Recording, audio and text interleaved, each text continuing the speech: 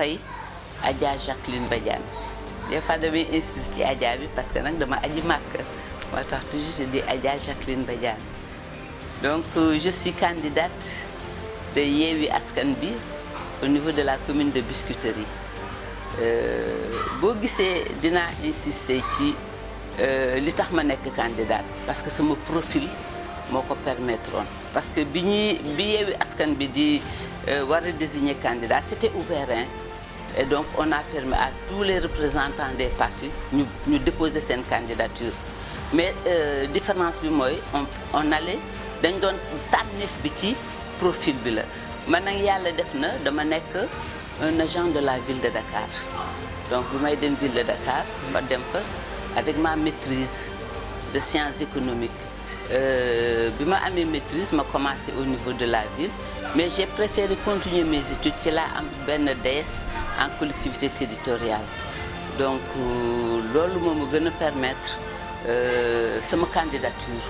donc ñu acté ko au niveau de Yewwi Askan Wi parce que y en avait d'autres on était 6 donc quand le profil s'est dégagé ma am nag ay jaar-jaar parce que damay wax je suis un pur produit des collectivités territoriales dama ko jàng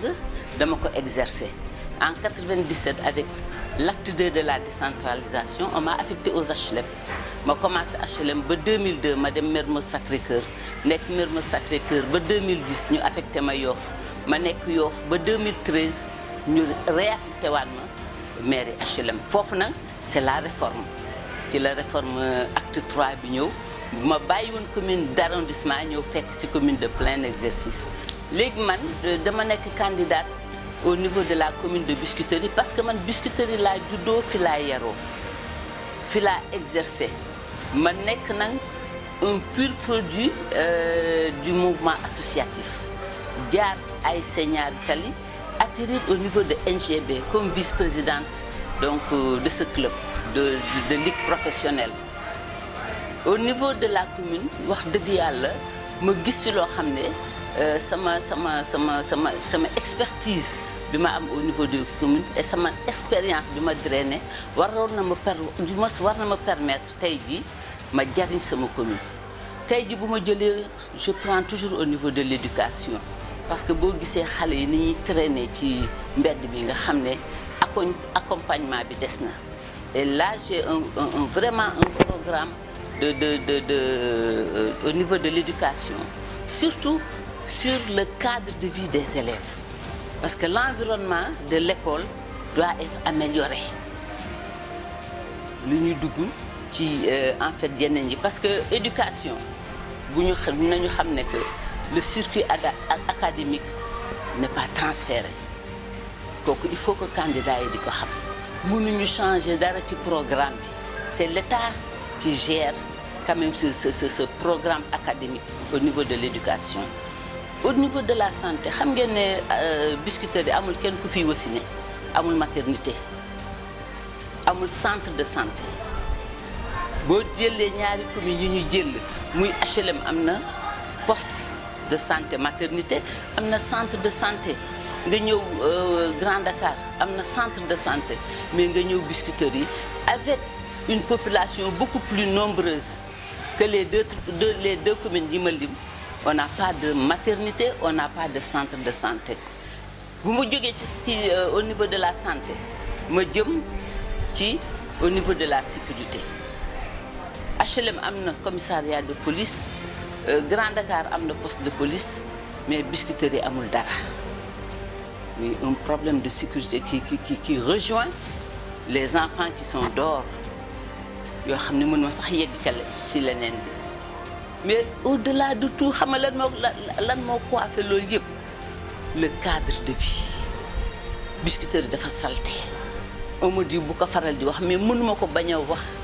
j'ai fait le tour des 2 grands marchés de Biscuiterie mais je suis tombée des nues inimaginables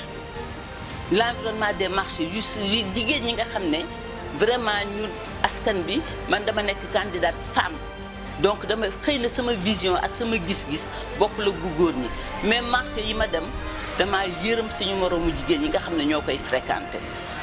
elles te disent que les commerçantes du ñu utiliser les toilettes parce que xel xalaat ko góor sax day taxaw di def li muy def mais jigéen dafa war a toog mais dañuy di squatter les maisons donc à côté du marché pour dem toilette. Cadre ci waxuma la j'ai les vidéos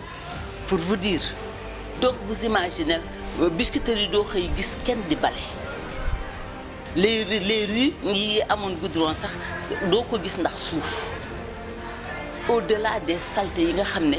moom ngay rencontrer moi je dis nous habitants de la biscuiterie on ne mérite pas ça ay pavé yi ñuy def xoolal c'est mooy li nga xam ne nit ñi dañ koy gis mais boo duggee ci biir ba dox di nga xam ne que toutes les missions yi nga xam ne dañ ko jox la collectivité locale demul parce que ku nekk xam nga ni booy defar sa budget looy njëkk a jël en compte muy l'entretien parce que loo fi fekk da nga ko war a entretenir avant ngay def lu bees mais loo li nga fi fekk baaxul ba pare nga bëgg ne da ngay def lu bees contradiction la boo xam ne vraiment ça pose problème. Parce que au-delà en fait ñu jëlaat la prise en charge des enfants la prise li may wax on parle d'employabilité des jeunes mais man fii biscuiterie li ma fi gis wala ngay wax emploi des jeunes. Il faut les écouter parce que à ce niveau-là xale yi da ngay gis koo xam ne jàngul nga gis koo xam ne jàng na mais dafa arrêté en cours amul benn diplôme nga gis koo xam ne jàng na ba am ses diplômes académiques def na stage léeg-léeg toog di xaar son premier emploi nga gis koo xam ne aussi formation la def mais ñun ñëpp mënuñu leen boole dans le même panier. Il faut savoir les écouter ku ci nekk parce que àdduna kenn ku ci nekk xam nga peut-être am nga une orientation boo xam ne buñ la ci jàppale woon ci sa àdduna ci lay gën a yombe ñu imposer la loo xam ne bëggoo ko woon. Et c'est là où je dis que man lu ñu doon njëkk a def benn centre d'écoute pour pouvoir écouter ces enfants-là parce que boo leen dégluwul rek déviation bi dafa yomb. beneen bi parce que xale bi bu ñu waxee xale rek tudd nañ yaay ji parce que dañu wéeru ci seeni maman wéeru ci seen yaay mais seen yaay yi amuñu doole bu ñu amul doole on est obligé parce que gis nga man je le dis toujours muy le travail des femmes boo waxee rek ñu ne jigéen ñi ñoom transformation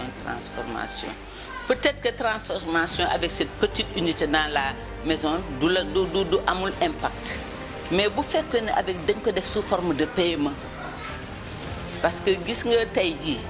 vous voyez au niveau de l'agriculture ñaata yoon la ñuy dégg ñu ne soble bi dafay pourrir ba dañ koy gas di ko suul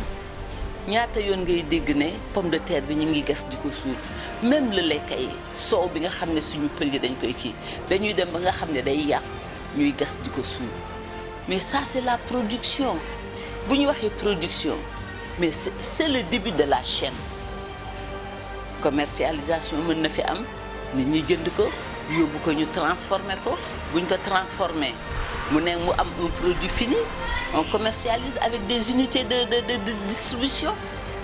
mais gis nga circuit boobu c'est quelque part dafa am fu muy taxaw foofu muy taxaw nag moo indi yu ci bari yoo xam ne mënatuñ ko jël en charge mais bu fekkee ni circuit bi man tey ji dañu nekk benn paiement parce que du benn nit du ñaari nit gis nga ces petites unités de production mooy permettre benn émergence bu am parce que les gens vont se former seront donc vont se regrouper mais production da ngay dem fekk ko fa ñu produire nga jënd ko fa man dama bëgg a transformer damay dem production bi fa mu nekk partout dans le Sénégal nga jël ko fa parce que gis na man dans le cadre de mon travail j'ai eu à voir quelqu'un sa spécialité mooy le nebedaay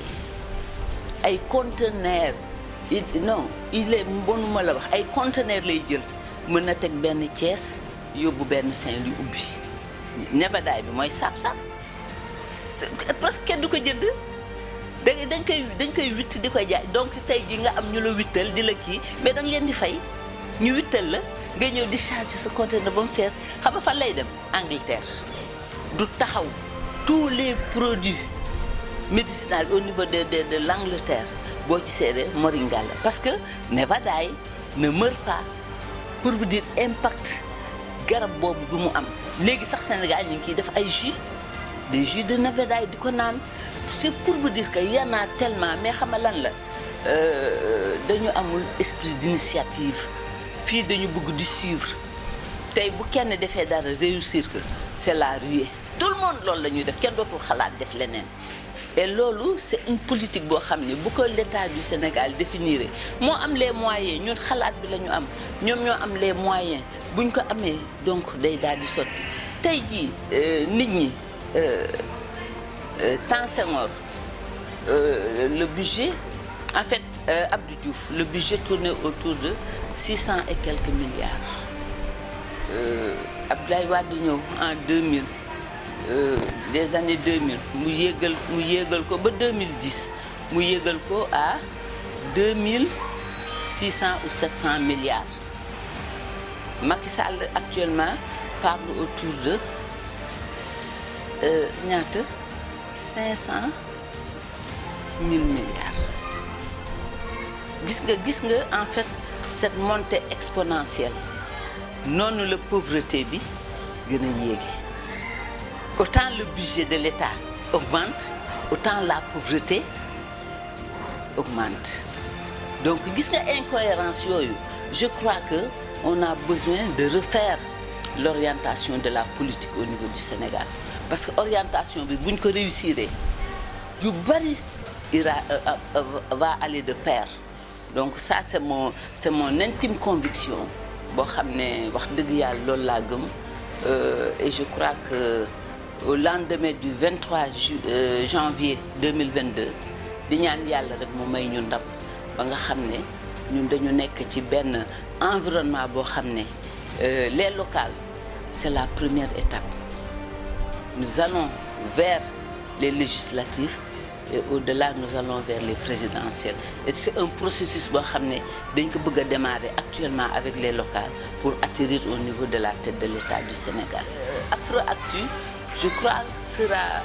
parce que li may bëgg au niveau des collectivités locales qu'il y ait des médias qui accompagnent les élus et qui informent les populations parce que population yi dañu fal ñoo xam ne ñoom ñoo leen war di rendre compte mais des fois day am rupture parce que xëy na toute la population du mën a fekk conseil buy délibéré mais le média mën na ñëw jël les informations ñoom fa ñu toog ñu di ko suivre et c'est important que à chaque fois qu'il y a conseil municipal et le conseil est ouvert au public bu fekkee ni population yi mënuñu dem je crois que Afroactu devra être là au profit des populations mën a jël les débats comme ça se fait à l'Assemblée mën a jël les orientations yi nga xam ne conseillers yaa ngi koy jox ñoom ñu di ko gis bu ñu d'accordul ils vont réagir et bu ñu réagir aussi l'instance peut être reconvoquée ñu dem à là où veulent aller les populations parce que les populations sont maintenant très mûres et très majeures et c'est là où j'attends quand même Afroactu. Je vous remercie.